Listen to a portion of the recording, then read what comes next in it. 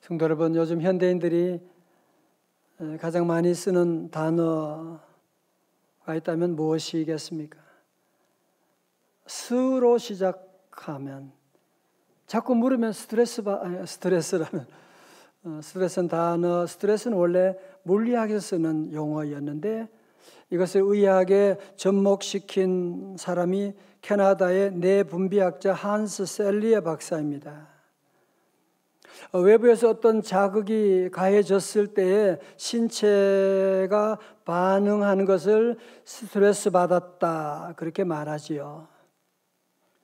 스트레스에는 두 가지 종류가 있다고 합니다. 외부의 자극이 왔을 때 그것에 대해서 같은 스트레스지만 부정적으로 반응할 때 그것은 디스트레스라고, 나쁜 스트레스, 디스트레스라고 해요. 반대로 같은 자극이지만 내게 자극이 왔을 때 거기에 긍정적으로 반응하는 것을 가지고 유스트레스, 좋은 스트레스다, 그렇게 말합니다. 유스트레스라고 하는 유는 헬라어예요. 좋은 뜻인데 여러분, 복음이라고 하는 것은 헬라어로 유앙겔리온 그러거든요. 굿뉴스라는 뜻으로. 그래서 유스트레스라고 그렇게 말합니다. 자, 쉬운 예를 들어 보겠어요. 오늘 내 사랑하는 친구를 만나기 위해서 카페에 간다. 내가 지금 받는 스트레스, 무슨 스트레스? 유스트레스, 좋은 스트레스죠. 그런데 같은 카페인데 빚쟁이 만나러 간다? 뭔 스트레스? 디스트레스, 나쁜 스트레스를 받게 될 것입니다. 여러분, 십자가 부활 사건도 마찬가지입니다. 어떤 사람은 그 십자가 부활로 말미암아 디스트레스를 받는 사람도 있고, 또 어떤 사람은 십자가 부활로 말미암아 유스트레스를 받아서 기뻐하는 사람도 있거든요. 자, 그렇다면 오늘 본문에 등장하는 이 두 제자는 그러면 디스트레스를 받고 있습니까? 아니면 유스트레스를 받고 있습니까? 오늘 본문의 내용은 예수님께서 부활하신 직후에 일어난 일로 마치 한편의 단막극과 같지 않습니까? 누가복음 24장 1절의 시작을 보면 안식 후 첫날, 그러니까 예수님이 부활하신 바로 그날 있었던 일로, 아니 예수님이 부활하신 이 놀라운 역사적인 사건, 이 중요한 시점에 부활과는 전혀 상관이 없는 듯한 두 제자의 이야기가 오늘 본문에 나타나고 있습니다. 24장 13절이 이렇게 시작돼요. 다 같이요. 시작. 그날에 그들 주 둘이 예루살렘에서 25일이 되는 엠마오라 하는 마을로 가면서, 여러분 지도를 보시게 되면 이 엠마오는 예루살렘에서 한 11km 정도 되는 가까운 거리죠. 그렇지만 여기서 김포공항까지가 16km더라고요. 그러니까 그래도 걸어서 가면 한 2-3시간 걸리는 꽤 먼 거리였고, 또 시간적으로 이미 날이 저물었고 어두워 가고 있었거든요. 그리고 두 제자 가운데 한 사람의 이름이 밝혀졌는데 그 이름은 글로바라고 하는데, 두 사람은 12제자에 속하지는 않았지만 예수님을 측근에 따라다녔던 다른 70인 제자 중에 속하였을 것이라고 짐작할 수가 있습니다. 이 두 제자는 예수님의 십자가 사건도 목도했습니다. 어떻게 그렇게 비참하게 돌아가시다니. 아니, 그런데 오늘 아침에 또 어떤 여인들이 예수님 무덤에 갔는데 무덤이 비어있고 부활했다고 하는, 참 말도 안 돼. 아마 예수님이 너무 보고 싶어가지고 헛것을 봤나 봐. 아마 그런 생각을 하고, 이 두 제자들도 사람이 그러잖아요. 너무 심한 충격을 받으면 정신적인 공황에 빠진다고 하는데, 이 두 제자도 마찬가지로 예수님의 그 기대했던 예수님에 대한 실망감, 십자가 사건을 말미암아 충격을 받아 디스트레스를 받게 되고, 그래서 저들은 이제 예루살렘에서 엠마오로 이 어두운 밤에 폐잔병처럼 무거운 발걸음으로 낙형하고 있었던 것입니다. 성도 우리가 부활절에 많이 부르는 찬송 가운데 엠마오 마을로 그 찬송 있죠. 이 찬송은 제가 대학교 친구의 아버지인 영락교회 김도환 장로님이 작곡을 하셨어요. 근데 이 찬송을 보면 정말 그 당시에 엠마오 제자들의 모습을 너무 잘 얘기하고 있다는 생각이 들어요. 엠마오 마을로 가는 두 제자 어때요? 절망과 공포에 잠겨 있을 때, 저들은 지금 예루살렘에서 이제는 저 엠마오로 내려가는데 절망과 공포 가운데 잠겨 있는, 지난 며칠 동안 있었던 일들을 서로 얘기하면서 참 이상하지. 그 예수가 그렇게 힘없이 십자가 달리다니 하면서 서로 주고받으면서 대화하면서 저들은 엠마오로 내려가고 있었던 것입니다. 여러분, 그런데 재미있는 사실은 답을 알지 못하는 두 사람이 아무리 머리를 맞대고 연락에 토론한다고 해도 거기에 답이 있는 게 아니지 않습니까? 답이 없으니까 답답하게 되는 거예요. 답답하단 말은 답이 두 개라는 뜻은 아니지만 이 두 제자도 지금 그런 상황 가운데 놓여 있었던 것입니다. 15절의 말씀 가운데 그들이 서로 이야기하며 문의할 때, 서로 토의할 때 어떤 일이 일어나게 됐어요? 예수께서 가까이 이르러 그들과 동행하시나. 성도 여러분, 저를 보세요. 우리는 그런 생각 참 많이 하죠. 아마 예수님은 목사님이나 기도 많이 하고 봉사 많이 하고 그런 사람들과 가까이 하고 동행하시지만, 나 오늘 교회 처음 왔는데, 나 지난주가 얼마나 사고 많이 쳤는데 아마 나 같은 사람은 주님은 모른 척 하실, 아마 그들도 보지도 않을 거야 라고 하는 생각을 할 때가 참 많이 있지 않습니까? 여러분, 그렇지 않습니다. 우리 부활의 주님은 우리가 믿음 생활하고 예배 잘 드릴 때도, 봉사하고 전도할 때도 주님 우리와 동행하시지만, 때로 우리가 믿음을 저버릴 때가 있고, 때로 우리가 예루살렘을 떠나고 교회를 떠나 저 엠마오로 내려갈 때가 있고, 실패하여 혼자 눈물 흘리며 방구석에 있을 그런 때도 있지만, 그때도 부활의 주님은 우리를 찾아오시는, 여러분 지난주 말씀도 디베라 바닷가에 절망 가운데 내려갔던 베드로와 다른 제자들 주님은 찾아오시고, 오늘 아침에도 부활의 주님 저와 여러분들 가정마다 찾아오시는 줄로 믿습니다. 여러분, 지난 3월 특별 새벽 집회 주제 혹시 기억나시나요? 지난주도 잘 모르겠는데 또 목사님 기억하지 못해도 괜찮아요. 기억나십니까? 괜찮아요. 실수해도 괜찮아. 넘어져도 괜찮아. 몰라도 괜찮아. 여러분, 우리 부활의 주님은 오늘 저와 여러분 향해서 찾아오사 애폭해 하시고 판단 중지하시고,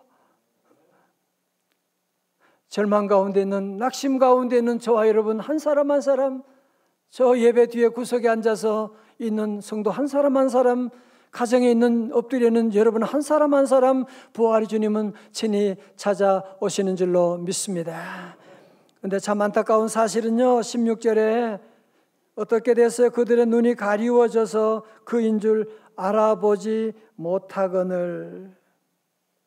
여러분, 거의 11km 되는 두세 시간의 거리를 함께 오면서도 그 부활의 주님을 알아보지 못했다. 정말 기적과 같은 일이 아닙니까?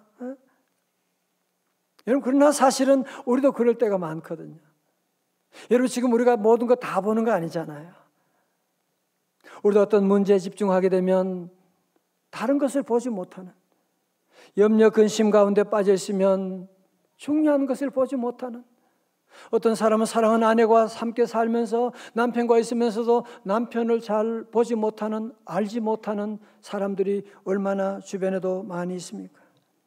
우리는 문제에 집중하게 되면 볼 것을 보지 못하고 판단력이 흐려질 수밖에 없거든요. 자, 그러면 오늘 왜 두 제자는 왜 저들의 눈이 가리워지게 됐느냐? 왜 그랬을까요? 21절의 말씀 보면 저들은 그런 얘기하죠. 우리는 이 사람이 우리를 속량할 자다, 이스라엘을 구원할 자라고 바랐노라. 과거형이에요. 다른 말로 하면 예수가 우리 민족을 로마의 압제 가운데서 구원할 정치적인 메시아로 바랐었는데, 그만 십자가 달려서 힘없이 돌아가시는 것 보면서 민심이 완전히 돌아서게 된 거예요. 내가 괜히 따라다녔잖아. 그 자가 우리를 속였잖아. 도리어 이 배반감 가운데 저들은 절망 가운데 엠마오로 내려가고 있었던. 여러분 보세요. 잘못된 믿음을 가지니까 눈이 가리워지게 된 거예요. 눈이 가리워지니까 부활의 주님을 보지 못하게 되는 거예요. 부활의 주님을 보지 못하니까 저들은 낙심 가운데 절망 가운데 내리막길 인생이 되고 말았던 것입니다. 17절에서 예수님께서 너희가 길가 가면서 주고받는 얘기가 뭐냐고 물어보시니까 글로바라고 하는 똑똑한 제자가 그러는 거예요. 당신 예루살렘에 체류했던 것 같은데, 거기서 있었던 일을 모른다니 당신만 모를 것 같는데 정말 답답한 사람이구만. 그러면서 18절부터 24절까지 십자가와 부활에 대해서 청산유수로 설명하고 있어요. 문제는 뭐예요? 이 두 사람 문제가 뭐예요? 예수님의 십자가도 알고 부활도 알지만 저들은 부활 신앙을 갖지 않았다고 하는 사실. 부활 신앙을 갖지 않았기 때문에 저들은 결국은 내리막길 인생이 될 수밖에 없었다는 것이거든. 성도님, 저를 다 보십시오. 오늘 저와 여러분도 마찬가지예요. 내가 교회 열심히 다녀도 내가 예수님의 부활절 내가 10번, 20번 지나고 십자가도 알지만 그것을 내 마음속에 믿지 않고 내가 고백하지 않고 나간다면 우리의 삶도 어때요? 늘 엠마오로 내려가는, 늘 절망과 공포 가운데 살아갈 수밖에 없는 우리의 삶이 될 수밖에 없을 것입니다. 자, 여러분, 이때 우리 예수님께서 부활을 믿지 못하는 저들, 답답한 저들에게 부활을 쉽게 알 수 있게 하는 방법이 있지 않겠어요? 예수님이 도마에게 보여준 것처럼, 야, 너 내 손에 못자국 봐, 내 옆구리 창자국 봐. 그러면 간단하게 끝날 문제인데 우리 주님은 여기서 저들에게 하나님의 말씀을 성경 공부를 시키는 거예요. 설교 말씀을 길게 하시는 거예요. 27절에서 이에 모세와 모든 선지자의 글로 시작하여 모든 성경에 쓴 바 자기에 관한 것을 자세히 설명하니라. 자, 여러분 들어보세요. 왜 우리 주님은 자꾸 말씀을 이렇게 풀어가지고 성경 공부시키는 겁니까? 그것은 저들이 주관적인 기적신앙이 아니라 객관적인 말씀신앙을 갖기를 원했던 것이 때문에 그런 것이거든요. 여러분, 우리의 주관적인 경험, 내가 병고침 받았다, 대단한 경험이지만 그런 경험들은 사라지게 되는, 보리떡 5개 물고기 2마리 5병 2의 기적을 체험했던 제자들, 예수님께 기대하고 따라다녔지만 예수님 십자가 앞에 저들 모두가 도리어 저들은 예수님을 십자가에 못 박으라고 소리치고 말았던 사람이 아니겠습니까?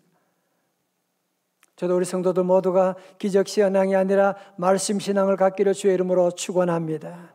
여러분, 그래서 말씀을 자꾸 배우셔야 돼요. 말씀을 자꾸 들으셔야 돼요. 그래야 말씀이 우리의 삶의 기준이 되고 다시 엠마오에서 일어날 수가 있거든요. 31절에 그들의 눈이 밝아져 그인 줄 알아보더니, 주님 말씀 듣는 순간에 저들의 영적인 눈이 밝아지게 되었어요. 예수는 그들에게 보이지 아니하시는지라. 32절 다 같이 또 볼까요? 시작. 그들이 서로 말하되 길에서 우리 속에서 마음이 뜨겁지 아니하더냐 하고. 아멘. 그렇습니다. 부활신앙을 갖기 전에는, 부활 지식만 가졌을 때는 저들의 마음이 냉랭했어요. 그렇지만 부활의 주님을 만나고 부활의 신앙을 가지게 되니까 저들 가슴이 뜨거워지기 시작했습니다.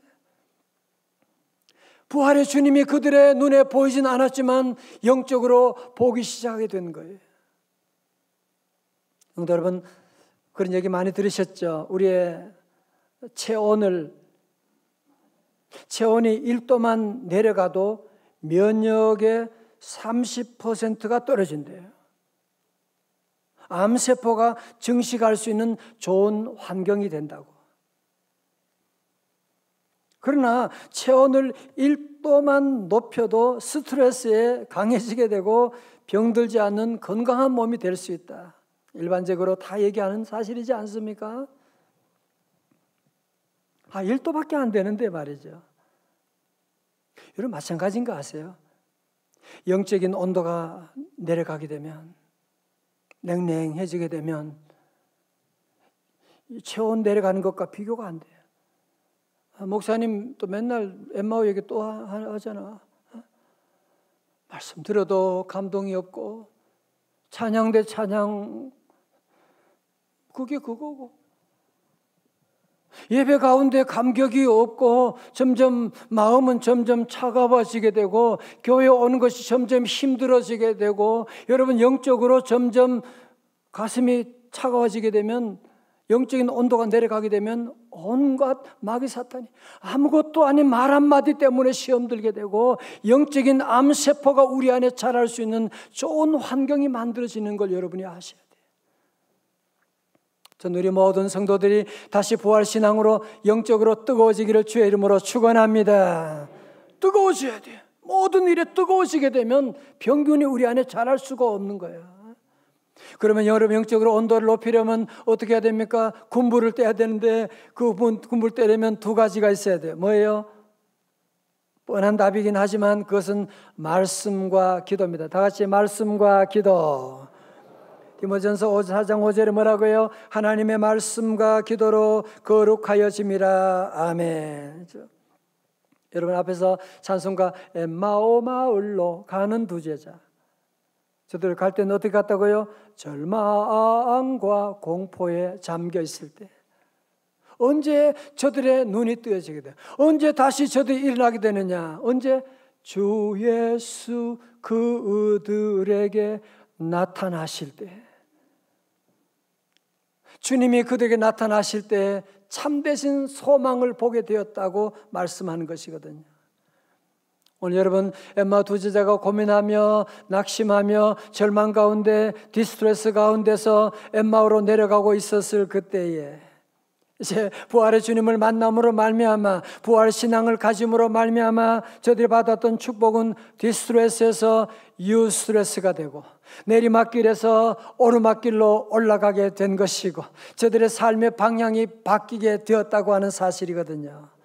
보세요. 33절에 곧 그때로 일어나 예루살렘에 돌아가 보니 11제자 및 그들과 함께한 자들이 모여 있어. 여러분 지금 다시 말씀드리지만 지금 때가 언제라고요? 해가 저물어 가는 거예요. 벌써 2-3시간 지났으니까 밤이 깊어가고 있는. 그러니까 부활의 주님을 만나기는 만났지만 벌써 늦었잖아. 그래서 저들은 집에 돌아가서 기분 좋게 잠을 자고 그리고 아침에 일어나서 밀린 일을 하다 보니 그냥 그랬더라. 대부분의 많은 사람들이 은혜 받아도 그냥 그렇게 끝나버리는, 사라져버린 일이 많은데 오늘 두 제자는 밤중이에요.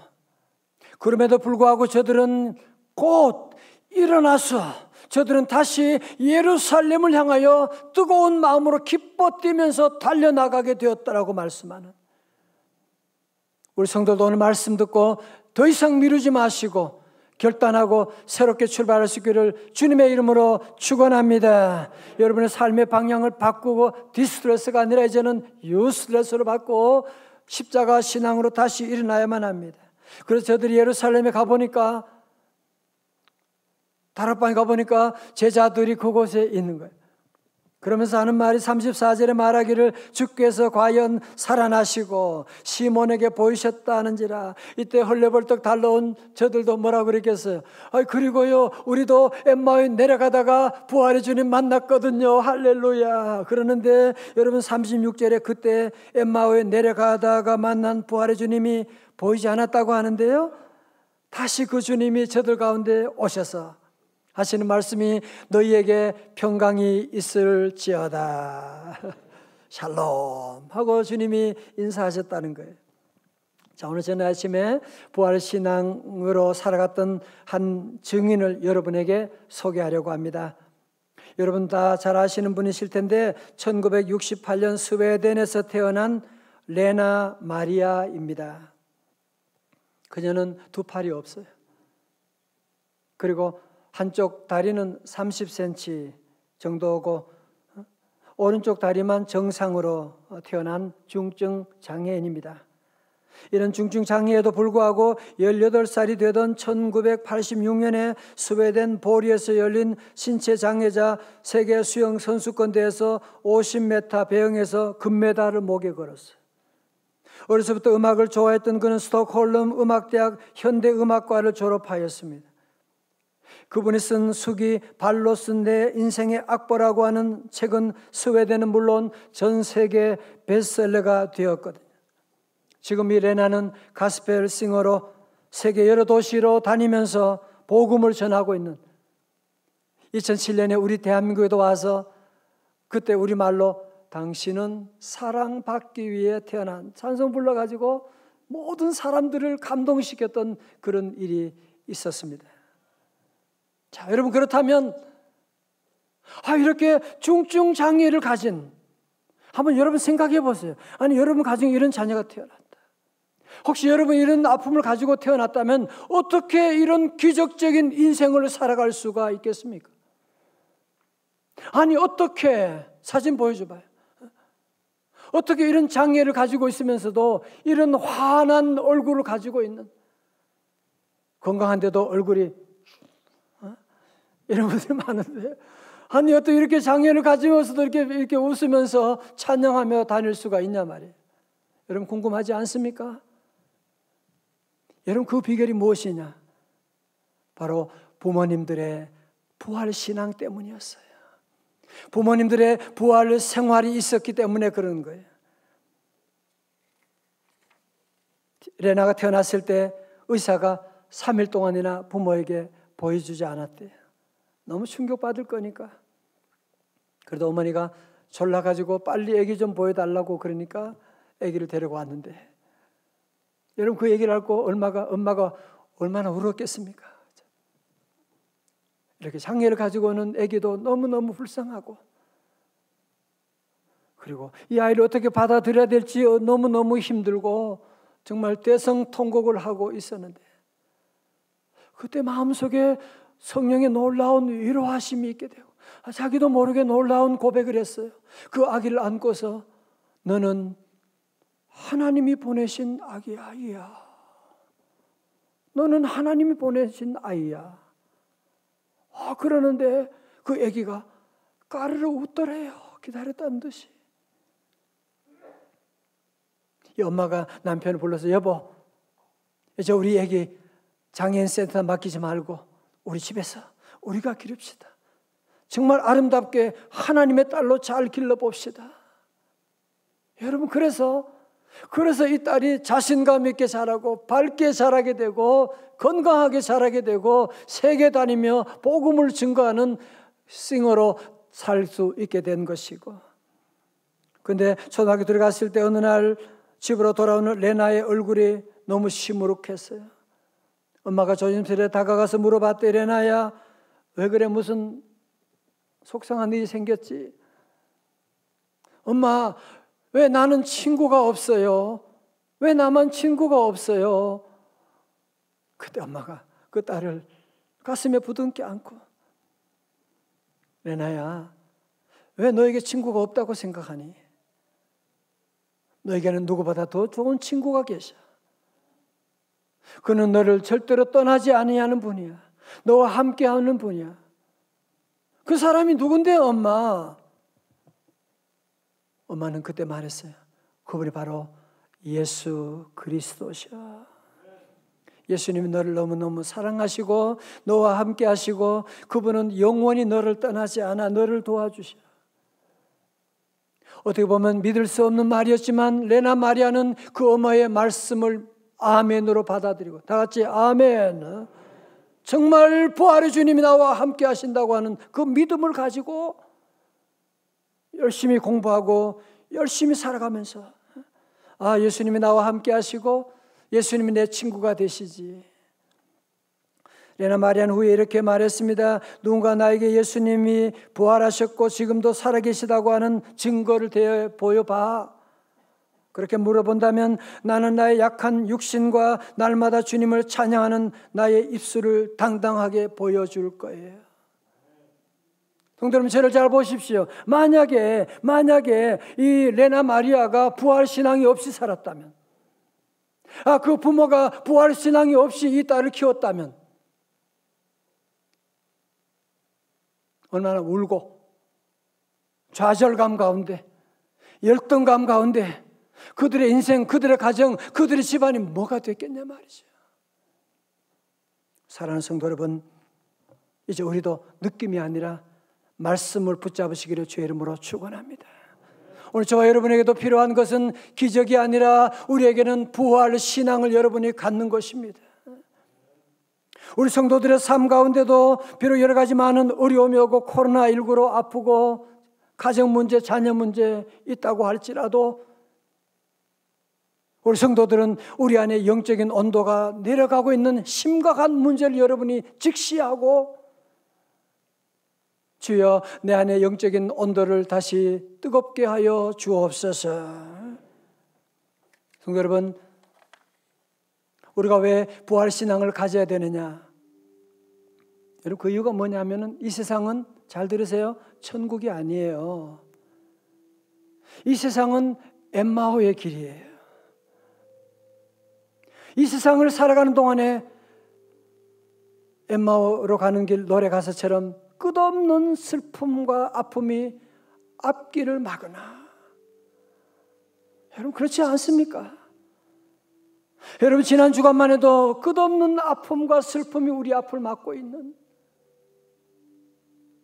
어떻게 우리 집에 그런 아픔이 올 수가 있습니까? 자주 나 자신에 대해서 절망할 때가 많고, 내가 왜 이러지? 우리 가정에 많은 재정적인 여러 가지 많은 자녀들 문제, 건강의 문제, 여러분이 사는 동안에 끝없는 슬픔이 우리 앞을 막고 있지 않습니까?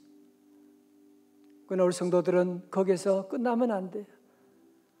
주께서 우리에게 나타나시사 새 소망 주심을 믿습니다. 그렇습니다. 우리 성도들 사는 동안에, 그래서 우리는 아무리 어려운 환경, 레나 마리아 같은 아픔이 온다고 할지라도 우리는 늘 믿어야 돼요. 부활의 주님은 살아계신다. 부활의 주님은 나와 함께 하신다. 부활의 주님은 나를 사랑하신다. 나도 부활하리라. 할렐루야. 우리 성도들 모두가 이제는 영적인 온도에 민감하셔야 돼요.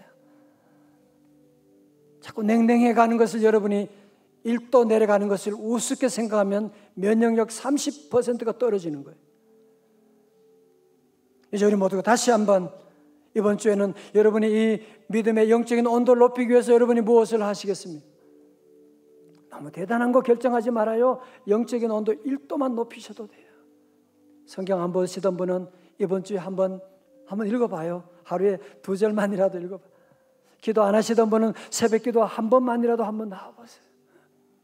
여러분이 어떻게 하든지 영적인 온도를 여러분이 높여 나가게 되면 어떤 시험이 와도 그게 시험이 안 되는 거예요.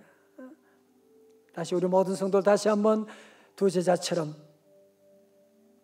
부활의 주님 만남으로 말미암아 이제는 엠마오로 가는 길이 아니라, 이제는 내리막길이 아니라 오르막길, 부활의 주님과 함께 다시 한번 우리 모두 힘을 내어서 예루살렘을 향하여 부활의 증인된 삶을 살아가는, 부활의 증인되는 삶 살아가는 레나 마리아 같은 귀한 가정 성도들 다 되시기를 주님의 이름으로 축원합니다. 기도하시겠습니다. 아버지 하나님, 엠마오로 내려가는 두 제자, 바로 우리 자신임을 보게 됩니다. 부활 많이 들었지만 늘 내 삶은 내리막길 인생일 때가 너무 많은 저희들, 주여 불쌍히 여겨 주시옵시고, 이 시간 부활의 주님 찾아오셔서 우리 모두 하나님 기적이 보이지 않더라도 말씀 신앙 가지고 아버지 하나님 레나 마리아처럼 부활 신앙으로 다시 우리의 가슴이 뜨거워지게 하시고 다시 일어나게 하여 주시옵시고, 부활의 능력으로 마귀 사탄과 싸워 승리하는 우리 성도들 다 되게 하여 주시옵소서. 예수님 이름으로 기도드리옵나이다. 아멘.